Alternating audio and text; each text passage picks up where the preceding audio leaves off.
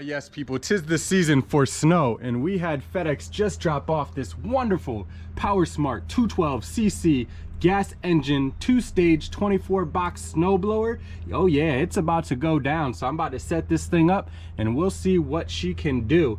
I'll give you a quick look to what she looks like in a second, and of course I gotta wait just a little bit for the snow to come to give you the real test. SK Lifestyle. Subscribe down below.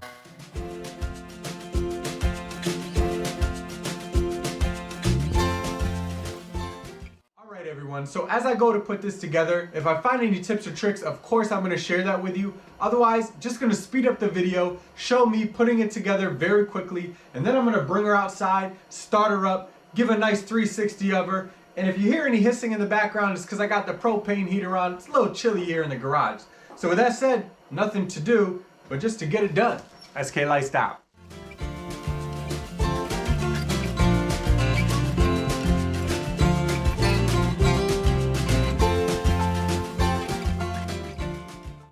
Coffee break. Ho ho ho. Pro tip, this right here, just hold on to it or get a little wrench and screw it down. This will give you the extra inch of slack that you need to be able to couple these together.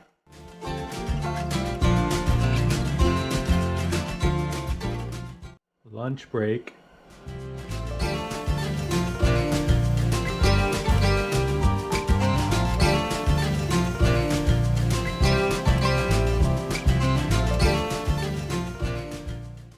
These bolts here, 10 mil. Yeah, you see now that I got the pins in there, it just jammed up. It just won't work, even if I loosen this all the way. Just for reference, without the pins in, it completely spins.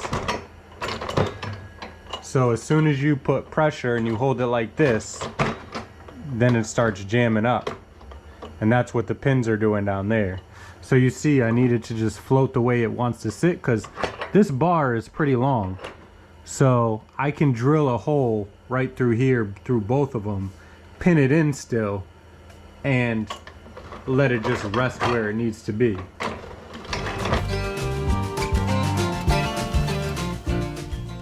All right, oil and gas time. So I got some 5W30. Alright, so I'm going to do a regular pull start. I will do an electric start for the second time after I run her. So I'm going to need some new oil anyway, so I'll try the electric start on the second time. But I want to see how it is just manually starting this baby. So, let's do it. Alright, so we got the key in. Got the choke. The primer.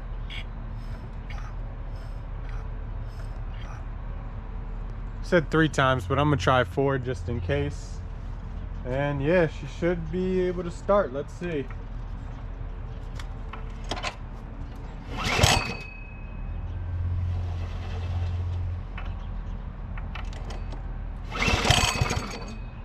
Well, almost. I think the next time will be it.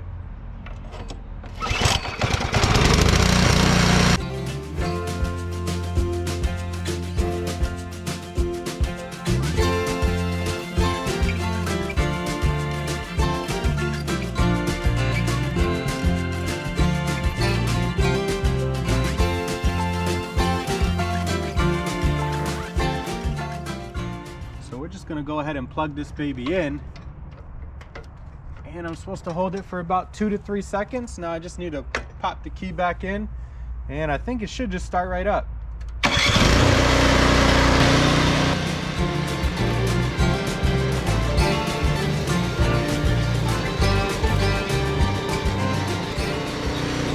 All right, some quick initial thoughts prior to going to use it, which I'll show in just 1 minute, is I think the machine looks pretty nice, but it really matters how well it performs. Now, it did start up right away. You saw it took, what, 3 pulls or so to start up, and I think that's about fine for a new machine. You know, you need to get the fuel and everything going in there.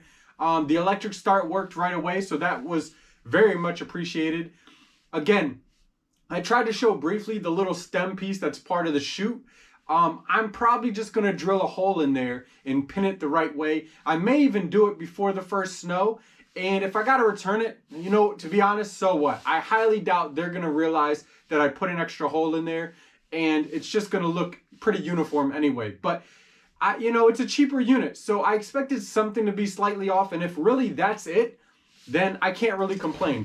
And a little SK pro tip, use some of this stuff right here, this snow jet stuff, spray it all on the inside in the chute, and you shouldn't have any problem with snow sticking in, or at least a lot less problems than you would have had. So, drum roll.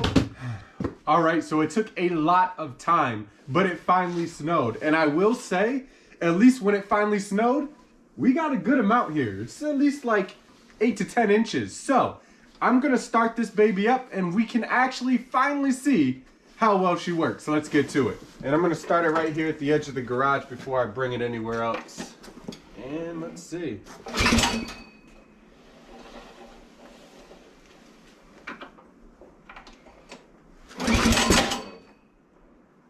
Almost started.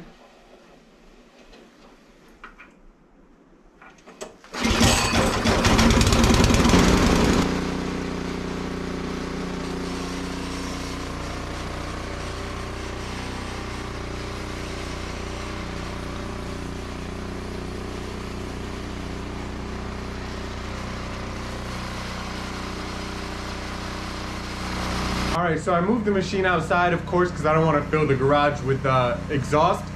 You can kind of see as I pushed it out, I didn't really see it throw anything. So I'm going to kind of clean it out with the stick a little and use some of that spray that I showed you, that little snow can spray, and hopefully that'll get things started, but I'm surprised not anything through.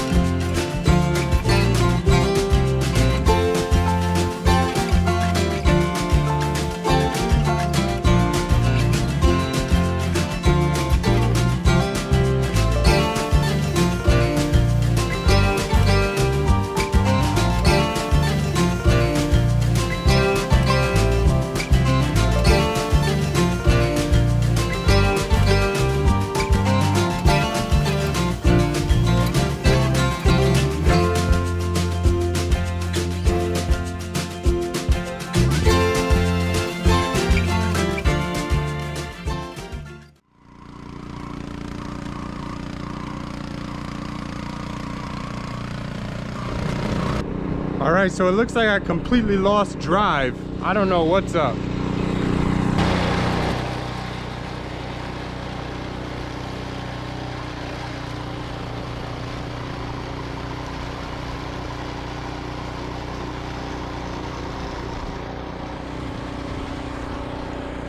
So you can see it's kind of moving, but it's going very slow.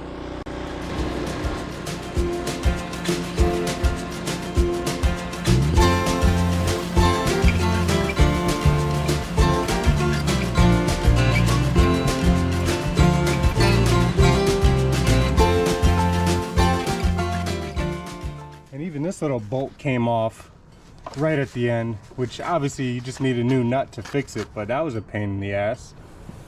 Well, the driveway still has to get done, so I guess it's back to tried and true.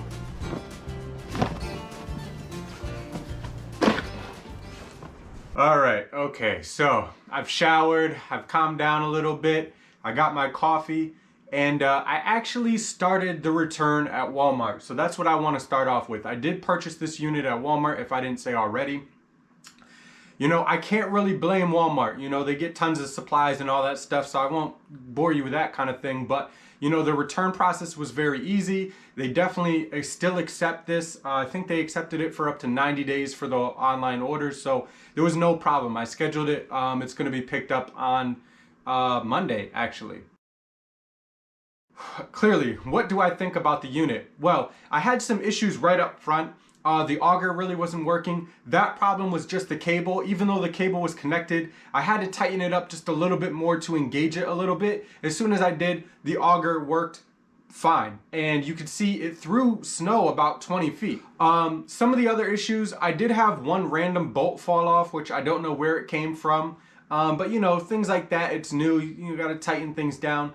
Although you will see that the actual arm piece, the bolt on the arm side that I put on, came off too, and I used ratchets and stuff to put those on.